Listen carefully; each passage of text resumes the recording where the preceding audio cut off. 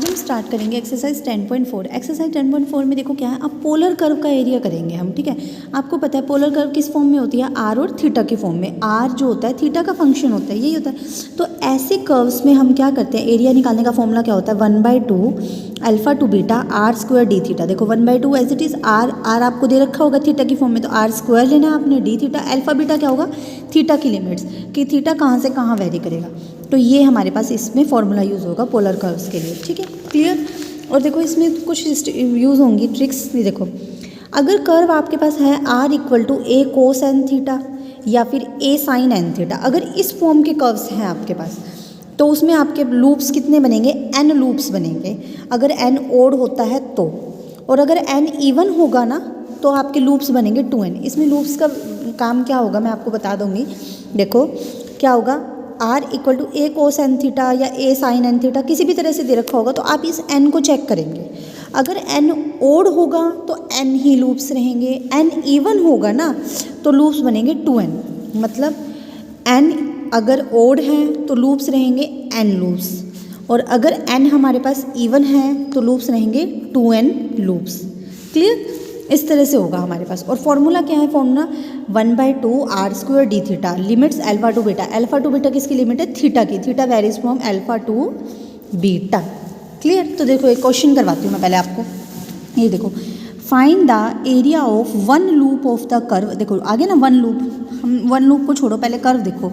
Are equal to a sine 3 theta. देखो अभी मैंने आपको बताया था क्वेश्चन किस फॉर्म का होता है, r equal to a sine n theta हो या फिर ए कोस एन थीटा हो। एन देखना है बस हमने। यहाँ पे देखो एन की वैल्यू क्या है, 3 है ना, क्योंकि देखो ए साइन एन थीटा, एन क्या है 3 कैसा नंबर है, ओड। इसका मतलब लूप्स कितने रहेंगे, 3 ही रहेंगे। मान लो यहाँ 2 होता है तो लूप्स कितने हो जाते हैं, 4। जैसे अब नेक्स्ट क्वेश्चन देखो, आर ए कोस 2 थीटा, इसको इक्वेट करो ए कोस एन थीटा। एन देखो एन की वैल्यू क्या है 2 कैसा है, इवन है तो कितने लूप्स हो जाएंगे, 4।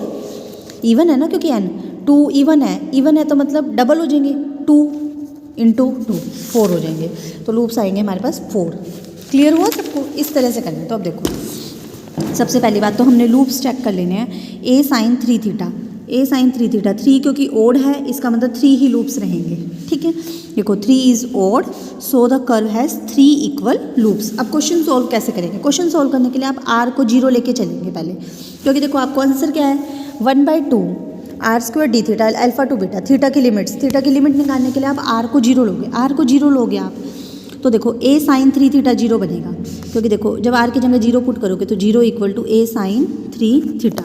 अब देखो या तो ए 0 होगा या साइन 3 थीटा, ए 0 हो नहीं सकता, तो साइन 3 थीटा को 0 होना पड़ेगा। साइन 0 कहाँ का होता है, 0 और पाई पे, दैट मीन्स साइन 3 थीटा जो है, साइन 0 कहाँ होता है, 0 पे और पाई पे। तो 3 थीटा की वैल्यू क्या आ गई, 0 और पाई, तो थीटा की वैल्यू क्या आ जाएगी, 0। 3 को इधर ले जाओ, 0 के फॉर्म में भी चले जाएगा पाई के, तो 0 और पाई बाय 3, ये 2 लिमिट्स आ गई और फॉर्मूले में पुट कर दो। 1/2 r square D theta formula होता है और लिमिट होती है थीटा की। थीटा देखो 0 और पाई बाय 3 आया ना, तो 0 से पाई बाय 3 लिमिट चली जाएगी, 2 pi by 3 R square. R की वैल्यू दे रखी है A sine 3 theta, R square क्या हो जाएगा, A square sine square 3 theta. Integration solve करना आता है आप लोगों को, इंटीग्रेशन सॉल्व करेंगे और वैल्यू आ जाएगी ये पाई ए स्क्वायर बाय 2। देखो ये तो हमारे पास उसने 1 लूप की बोली थी ना, ये हमने एक ही लूप की निकाल दी है। हमारे पास लूप बने कितने हैं टोटल, क्योंकि 3 ओड नंबर है तो 3 ही लूप्स है। एक लूप का आ गया तो 3 लूप का कैसे निकालोगे, अगर टोटल एरिया बोलता वो तो 3 से मल्टीप्लाई कर दो इसको, तो 3 लूप्स का आ जाएगा। जैसे अब सेकंड क्वेश्चन देखो, ए कोस 2 थीटा दे रखा है और उसने कहा एरिया ऑफ ए लूप और फाइंड द टोटल एरिया, मतलब एक लूप का भी निकालो फिर टोटल एरिया मतलब यहाँ पे देखो कितने लूप बनेंगे, कोस 2 थीटा, 2 इवन नंबर है तो लूप कितने हो जाएंगे, 2 इंटू 2 4। तो हमारे पास टोटल 4 लूप्स बनेंगे, 4 इक्वल लूप्स, क्योंकि 2 इवन नंबर है। इवन नंबर के केस में मैंने बताया था ना ट्वाइस हो जाता है, तो 4 लूप्स बनेंगे। पहले हम एक लूप का निकाल लेते हैं, उसके लिए हमें क्या करना पड़ेगा, आर को 0 लेके चलना पड़ेगा। आर 0 लेना मतलब या तो ए 0 होएगा या कोस 2 थीटा, ए 0 हो नहीं सकता, कोस 2 थीटा 0 हो जाएगा। कोस 0 कहाँ होता है, पाई बाय 2 और माइनस पाई बाय 2 पे, तो थीटा की वैल्यू 2 को अपॉन में ले जाओ, थीटा की वैल्यू क्या आ जाएगी, माइनस पाई बाय 4 और पाई बाय 4। अब देखो हमारे पास इसको सॉल्व कर लो, half R square D theta, limit minus pi by 4 से प्लस का pi by 4, minus pi by 4 to plus का pi by 4, R square, R की लिमिट की, आर स्क्वायर हमारे पास है क्या, A square cos square 2 theta, क्योंकि आर क्या है ए कॉस 2 थीटा, तो आर स्क्वायर क्या हो जाएगा, A square cos square 2 theta D theta. Integration solve करना आता है आपको, क्योंकि देखो यहाँ -π/4 से π/4 है, आपने सॉल्व करना सीख रखा है।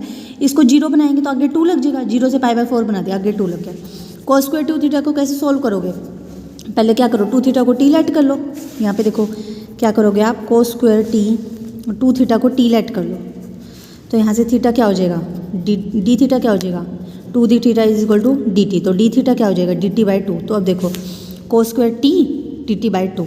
अब देखो जब आपने थीटा को 0 है तो t भी 0 ही रहा, जब थीटा की लिमिट π/4 है तो 2 × π/4, तो t की लिमिट क्या आ जाएगी π/2, 0 to π/2 cos square t dt/2। इस dt/2 में से 1/2 तो बाहर ले लो, a स्क्वायर पहले ही बाहर था, ये एक 2 से 2 का यहाँ से कैंसिल हो गया, एक 1/2 वाला 2 बाहर आ गया। इसका आंसर आपको पता है, रिडक्शन फॉर्मूले में करा था, अगर cos की पावर 2 हो और 0 से π/2 लिमिट हो तो आंसर क्या आया था, 1/2 × π/2, रिडक्शन फॉर्मूले में करा था ना ये आंसर, यहाँ से आ गया πa²/2 8। तो ये तो हमारे पास एक लूप का आया। टोटल लूप्स कितने हैं, 4 ना, तो 4 से मल्टीप्लाई कर देना। क्लियर।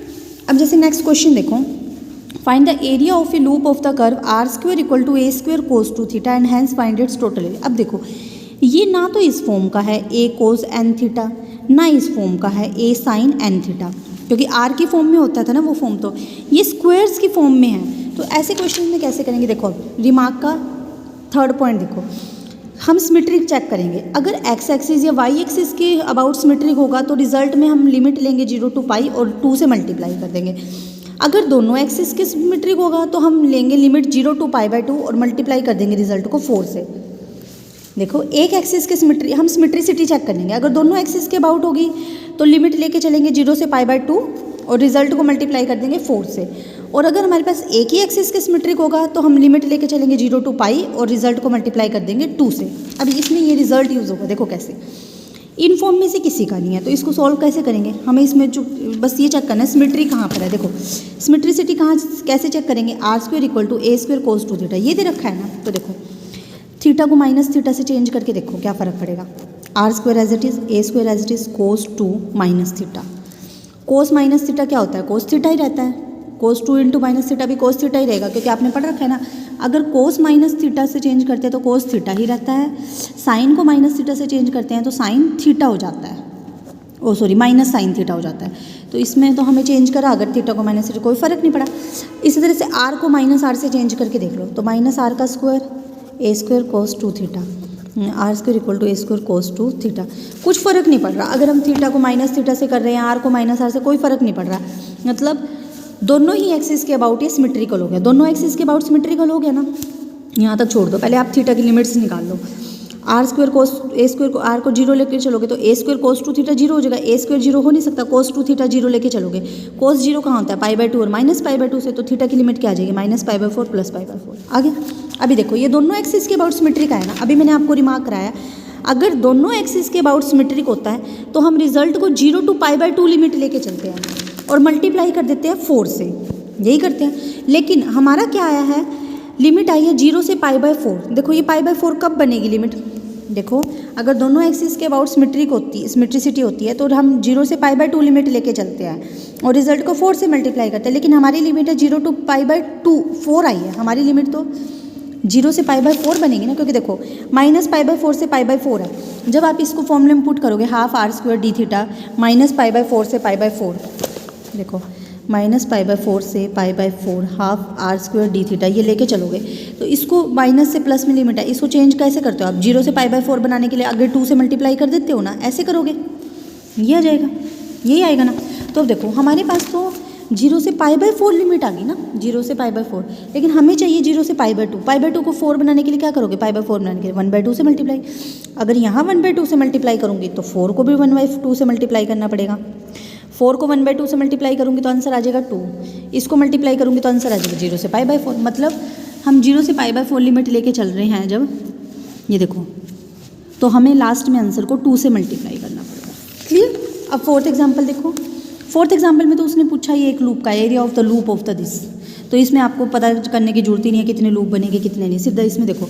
लेकिन इसमें एक्स वाई की फॉर्म में क्वेश्चन है, उसको कन्वर्ट कैसे करें, बस एक्स की जगह आर कोस थीटा पुट कर दो, वाई की जगह आर साइन थीटा, तो पुट करो। देखो ये क्या हो जाएगा, x³ का मतलब r³ cos cube theta plus y cube का मतलब r cube sine cube theta equal to 3a। X का मतलब आर कोस थीटा, वाई का मतलब आर साइन थीटा। तो देखो यहाँ से आर क्यूब कॉमन बचेगा, sine cube plus cos cube, यहाँ से 3a r into r r square sine theta cos theta. तो देखो एक r cube r square second, तो यहाँ तो रह गया सिर्फ आर, इसको बॉन्ड में ले जाओ, ये आ गया क्वेश्चन। अब आर और थीटा की फॉर्म में आ गया। आगे भाई आर को 0 पुट कर दो, तो यहाँ से क्या हो जाएगा, इसको 0 रखोगे तो ये दोनों 0 हो जाएंगे, numerator by denominator equal to 0। तो यहाँ से 3a sine theta cos theta 0 आ जाएगा, 3a तो 0 हो नहीं सकता, तो क्या 0 आएगा, साइन थीटा कोस थीटा। यहाँ आप क्या करो, 2 से मल्टीप्लाई इधर भी कर दो इधर भी, तो 2 साइन थीटा कोस 2 थीटा क्या होता है, साइन 2 थीटा इक्वल टू 0। तो थीटा कहाँ का 0 होता है, 0 और पाई पे, तो थीटा की वैल्यू क्या आ गई, 0 और पाई बाय 2। तो आंसर आ गया 0 से pi by 2 1/2 r square D theta. 1/2 को बाहर ले लो, आर स्क्वायर का मतलब इसका स्क्वायर कर लो। क्लियर, फिर इसको सॉल्व कर लेंगे इंटीग्रेशन को।